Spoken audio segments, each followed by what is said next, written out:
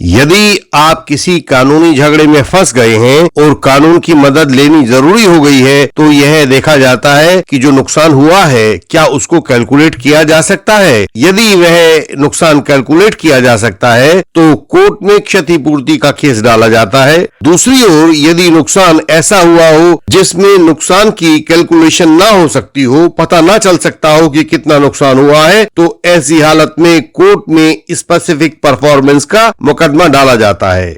भूमाफियाओं द्वारा जमीनी सौदों में मामूली हेराफेरी करके जिस तरह से करोड़ों अरबों का खेल खेला जा रहा है, उससे अदालतों में स्पेसिफिक परफॉर्मेंस के केसेस के अंबार लग गए हैं। विजय डीलर ने केशव का घर 2.5 करोड़ में खरीदने का सौदा किया। सर्कल रेट 1 करोड़ रुपए का था तो उतनी राशि व्हाइट में देना तय हुआ। इस 1 करोड़ में से भी 20 लाख रुपए अग्रिम राशि के रूप में दिए जाने थे और शेष 80 लाख रुपए का डिमांड ड्राफ्ट रजिस्ट्री के समय देने की बात हुई थी। मार्केट रेट और सर्कल रेट में जो अंतर होता है वह आमतौर से कैश में दिया जाता है, तो यह जो अधिशेष 1.5 करोड़ रुपया था इसको कैश में दिया जाना था। शुरू वाले दिन बैंक ट्रांसफर द्वारा विजय डीलर ने 20 लाख रुपए केशव को देकर एग्रीमेंट साइन करवा लिया और कहा कि बाकी की राशि अभी हम देते हैं। उसके बाद चतुर विजय डीलर मौका से गायब हो गया। केशव को तसल्ली महसूस हो रही थी कि उसका मकान उसके पास है, ऊपर से 20 लाख रुपए पेशगी आए हुए हैं, तो क्या खतरा हो सकता है। और आमतौर से सभी आम आदमी ऐसा ही सोचते हैं क्योंकि उन्हें कानून का पूरा ज्ञान नहीं रहता है। एग्रीमेंट में दी गई तारीख से लेकर एग्जीक्यूशन तक की लास्ट डेट के 3 महीने गुजर गए थे, लेकिन न तो विजय डीलर आया था और न ही केशव को किसी खतरे का कोई एहसास हुआ था। 5 महीने के बाद एक दिन कोर्ट से एक ऑर्डर की रजिस्ट्री केशव के नाम आई। खोलकर पढ़ा तो कोर्ट का स्टे ऑर्डर मिला। उसके द्वारा घर को किसी भी अन्य व्यक्ति को बेचने पर पाबंदी लगा दी गई थी और कहा गया था कि विजय डीलर के पैसे खा चुकने के बाद भी केशव ने उसको घर नहीं बेचा है, तो लिहाजा कोर्ट में आकर बताओ कि तुम पर मुकदमा क्यों ना चलाया जाए। और यदि आप कोर्ट में नहीं आओगे तो कोर्ट एक तरफा कार्रवाई करके विजय डीलर के हक में फैसला कर सकता है। यह कोर्ट का ऑर्डर पढ़कर केशव की तो दुनिया लुट गई थी। ब्लैक वाला जो 1.5 करोड़ रुपया था वो तो चला ही गया था या जाने की कगार पर था, घर बेचने पर पाबंदी और लग गई थी। कोर्ट के हुक्म का कहर टूटने वाला था, वह अलग से था। यही आजकल के जमीनी सौदों में चालाक लोगों के द्वारा किया जा रहा है। जो सीधे साधे लोग हैं उनकी घर धरतियां कम पैसों में हड़पी जा रही हैं। कानून के चुनिंदा प्रावधानों का उपयोग किया जा रहा है। अदालतों को टूल्स की तरह इस्तेमाल किया जा रहा है और अदालतें हैं कि खुशी खुशी इस्तेमाल हो भी रही हैं। ऐसा लगता है जैसे कि बस अंधेरे का साम्राज्य छा रहा है। सिर्फ धूर्तों की, उनकी चालाकियों की पोवारे हो रही है, बाकी सब लोग पिस रहे हैं। हम आपको इन्हीं साजिशों और चालबाजियों से बचाने के लिए यह वीडियो दे रहे हैं। केशव का बड़ा लड़का समर हमारे ऑफिस में मुंशी रहा था, तो वह अपने पिता को लेकर हमारे पास आया। हमने हर कागज को, एग्रीमेंट को, उनकी प्लेंट को, कोर्ट ऑर्डर को, सबको बहुत बारीकी से पढ़ा। प्रत्येक वाक्य को 2-2 बार पढ़ा। जैसा पुलिस वाले कहते हैं ना कि कोई परफेक्ट क्राइम नहीं होता, वैसे ही कोर्ट में कोई परफेक्ट फॉल्स इम्प्लीकेशन नहीं होता। तजुर्बेकार एडवोकेट जब भी किसी फॉल्स एलिगेशन वाले मुकदमे को, किसी झूठे मुकदमे को, किसी फर्जी ग्राउंड पर बनाए गए मुकदमे को जब भी पढ़ते हैं तो उस झूठ को पकड़ लेते हैं। हमें शांति मिली थी कि हमने भी इस मुकदमे के झूठ को पकड़ लिया था। इंडियन लीगल सिस्टम से सहायता पाने के लिए इसका मेंबर होना जरूरी है। जब आप सामने लिखे व्हाट्सएप नंबर पर व्हाट्सएप मैसेज भेजते हो तो तत्काल ही आपको विधि लिखकर भेज दी जाती है, जिसके द्वारा आप हमारे मेंबर बन सकते हैं और हमारी सर्विसेज का लाभ लेते रह सकते हैं। इसलिए केवल व्हाट्सएप मैसेज के द्वारा ही संपर्क करें। जो भी घर धरती की खरीद बेच के मामले होते हैं तो उनके लिए स्पेसिफिक परफॉर्मेंस के केसेस किए जाते हैं, जो स्पेसिफिक रिलीफ एक्ट 1963 के अंतर्गत दायर किए जाते हैं। ये स्पेसिफिक परफॉर्मेंस के दावे इस आधार पर डाले जाते हैं क्योंकि इनसे होने वाले लाभ हानि का अनुमान लगाने के लिए कोई निश्चित पैमाना नहीं है। तो जहां कैलकुलेट नहीं किया जा सकता कि कितना नुकसान हुआ है, वहां पर स्पेसिफिक परफॉर्मेंस का दावा ही कोर्ट में डाला जाता है। स्पेसिफिक रिलीफ एक्ट के सेक्शन 16 में वे हालात बताए गए हैं जब कोर्ट द्वारा स्पेसिफिक परफॉर्मेंस का रिलीफ देने से मना किया जा सकता है। इस सेक्शन 16 में लिखा हुआ है, जो भी व्यक्ति यह साबित नहीं कर सकेगा कि उसने एग्रीमेंट की अनिवार्य शर्तों को माना है या मानने के लिए उसकी रीडीनेस एंड विलिंगनेस उपलब्ध है, उसे स्पेसिफिक परफॉर्मेंस का रिलीफ नहीं दिया जाएगा। इसलिए केशव को बचाने के लिए जरूरी था कि हम वे सारी बात कोर्ट के सामने लाएं जिनके द्वारा यह दिखाया जा सके कि विजय डीलर ने किस प्रकार एग्रीमेंट की अनिवार्य शर्तों का उल्लंघन किया और केशव के सीधेपन का फायदा उठाते हुए यह स्पेसिफिक परफॉर्मेंस का दावा डाल दिया। हमें दिखाना था कि स्पेसिफिक परफॉर्मेंस पाने के लिए विजय डीलर ने स्वयं को उस अधिकार से वंचित कर लिया है। स्पेसिफिक रिलीफ एक्ट के तहत कोई रिलीफ पाने के लिए दोनों पक्षों को अपनी सदिच्छा और ईमानदारी दिखानी होती है। सुप्रीम कोर्ट ने आचार्य स्वामी गणेश दास जी वर्सेस सीताराम थापर 1996 4 SCC 526 में कहा था कि दोनों पक्ष अपने अच्छेपन को दिखाने के लिए, अपनी बोनाफाइडी को दिखाने के लिए रीडीनेस और विलिंगनेस को साबित करेंगे। विक्रेता को अपनी रीडिंगनेस और विलिंगनेस यह दिखाकर साबित करनी होती है कि वह एग्रीमेंट की अवधि के दौरान सदैव उस प्रॉपर्टी को बेचने के लिए तैयार था। दूसरी ओर खरीदार की जिम्मेदारी कुछ अधिक बड़ी होती है।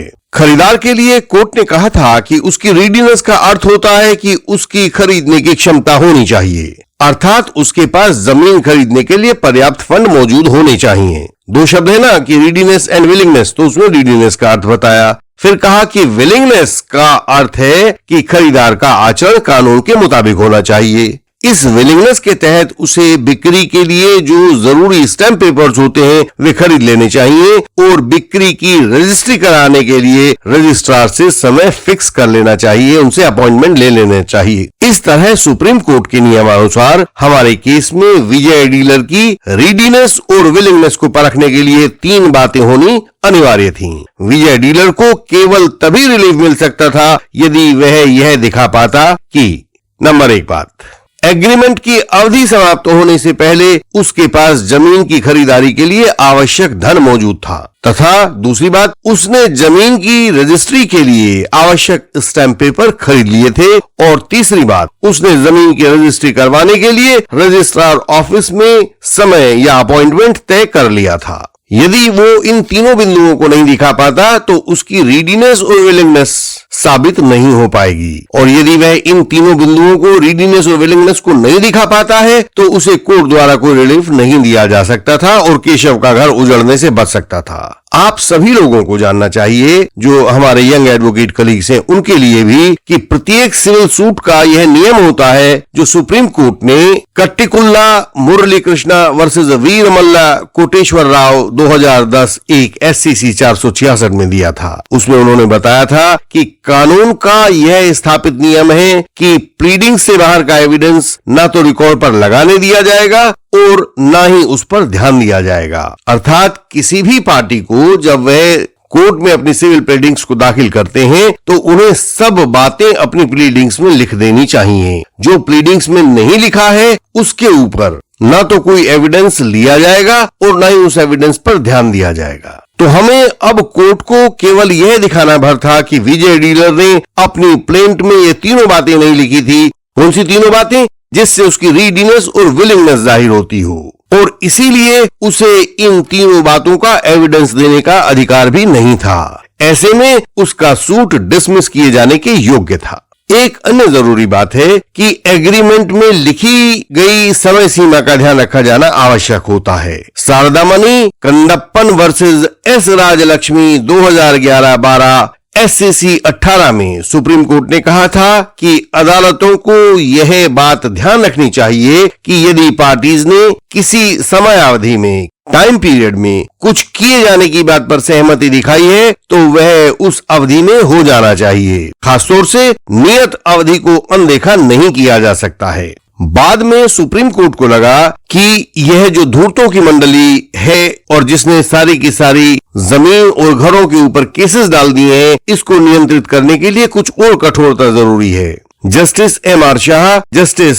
C.T. रवि कुमार ने फरवरी 24, 2023 को, यानी कि अब से बस कुछ ही दिन पहले SLP नंबर 9504 और 9505 ऑफ 2022 में अपील नंबर 1363 और 1364 ऑफ 2023 को तय किया था। इसका टाइटल है पी श्यामला वर्सेस गुंडलूर मस्तान। इस केस में सुप्रीम कोर्ट ने अपने एक पुराने निर्णय VS Palanichamy Chettiar versus C Alagappan 1999-4 SCC 702 का हवाला दिया। हवाला देते हुए कहा कि किसी एग्रीमेंट का स्पेसिफिक परफॉर्मेंस चाहने वाले केसेस के प्रावधान कड़े किए जाने चाहिए। कोर्ट ने कहा कि स्पेसिफिक परफॉर्मेंस में न्याय इच्छा यानी कि इक्विटी का ध्यान रखा जाना बहुत जरूरी है। विक्रेता के आचरण सहित हर बात को परखना जरूरी है। केवल खरीदार की योजनाओं को फलीभूत करने के लिए बिक्री की शेष राशि को दिए जाने के लिए कोर्ट को खरीदार के लिए समय को बढ़ाकर देने की आवश्यकता नहीं है। जो समय एक बार फिक्स कर दिया वह समय फिक्स कर दिया, उसमें परिवर्तन अब नहीं करेंगे। अंततोगत्वा इस प्रकार हम कोर्ट के सामने यह दिखाने में कामयाब रहे कि विजय डीलर अपने मुकदमे में कहीं भी यह नहीं लिख पाया था और न दिखा पाया था। क्या नहीं लिख पाया था, दिखा पाया था? पहली बात, वह अपनी बैंक स्टेटमेंट न लिख पाया था न दिखा पाया था कि एग्रीमेंट की समयावधि समाप्त होने तक उसके अकाउंट में 80 लाख रुपए की धनराशि जमा थी जो वह विक्रेता के शव को दे सकता था। ऐसा कहीं नहीं था। दूसरी बात, न ही उसके घर की बिक्री के हेतु खरीदे गए स्टैम्प पेपर्स की उसने कोर्ट में कोई कॉपी प्रस्तुत की थी कि देखिए साहब मैंने तो स्टैम्प पेपर खरीद लिए हैं। और सबसे अंत में न ही उसने किसी ऐसे अपॉइंटमेंट की बात की थी कि साहब मैंने तो रजिस्ट्री के लिए फला तारीख मुकर्रर करवा दी थी और हम सब लोग वहां रजिस्ट्रार के दफ्तर में बैठे रहे और यह बेचने वाला केशव नहीं आया। यानी कि रीडीनेस और विलिंगनेस के खरीदार व्यक्ति के पास जो 3 तत्व होने चाहिए वो तीनों ही वह दिखाने से और उनको लिखने से अपनी प्लेंट में चूक गया था। अर्थात विजय डीलर के दावे में कहीं भी उसकी रीडीनेस और विलिंगनेस न तो कही गई थी और न ही उस पर कोई एविडेंस कोर्ट में लगाया गया था। कोर्ट को जज गया था कि विजय डीलर कोर्ट का बेजा फायदा उठाना चाह रहा है, अतः कोर्ट ने उसको बाहर का रास्ता दिखाया। उसके केस को not maintainable as framed and presented before the court कहा। विजय डीलर के केस को डिसमिस किया और तब जाकर केशव का घर बच पाया। आज वह अपने घर में अपने बच्चों के साथ खुश है। आप भी ऐसे चतुर लोगों से जो कानून का बेजा इस्तेमाल करके आपको फंसा देना चाहते हो उनसे बचने के लिए बहुत जागरूक रहें।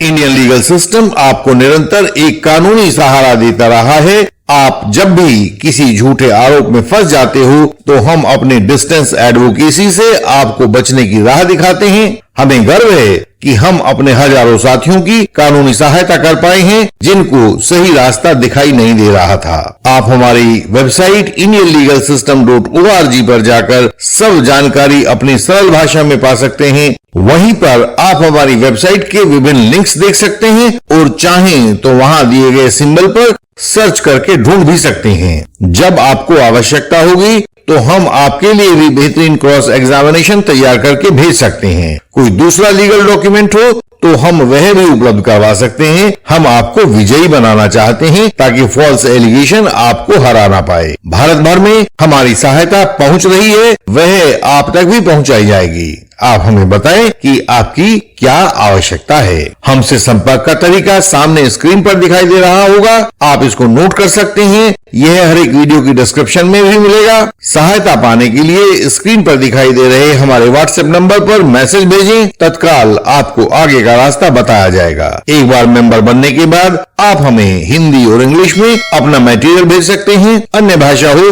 तो ट्रांसलेशन भेज सकते हैं। हम आपसे अगली वीडियोज में फिर मिलेंगे, तब तक के लिए प्रणाम।